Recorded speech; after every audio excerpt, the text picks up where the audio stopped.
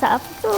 Perasan tak kalau resepi sayur mesti ramai yang skip. Jom hari ini saya kongsikan satu resepi yang mudah dan ringkas iaitu bendi belada telur hancur. So mula untuk bahan tumisan kita kisarkan 1 biji bawang besar, 4 ulas bawang putih, cili merah ikut kepedasan, lepas tu sedikit ikan bilis. Lepas tu kita kisarkan kasar je, jangan terlalu lumat dan kita tumiskan dengan sedikit minyak. Tumiskan sampai naik bau dan cili tu masak. Masukkan 1 sudu sos tiram, sedikit air dan kita sambung tumis seketika. Lepas tu kita masukkan 1 ke 2 biji telur dan kita akan hancurkan dia macam kita buat scrambled egg tu. Rasakan dengan garam secukup rasa, lepas tu kita masukkan sayur bendi. Untuk potong tu ikutlah preference masing-masing. Masakkan seketika sampai sebati elok dan bendi tu agak lembut. Bila rasa semua dah balance, makanan siap untuk dihidangkan. Sial resepi kita hari ini bendi belada telur hancur. Resepi yang ringkas tapi padu sangat bila makan. Rasa yang savory, bendi pun masih rangup. Memang sedap makan dengan nasi yang panas. Untuk lebih banyak resepi boleh follow, like dan komen. Jom makan.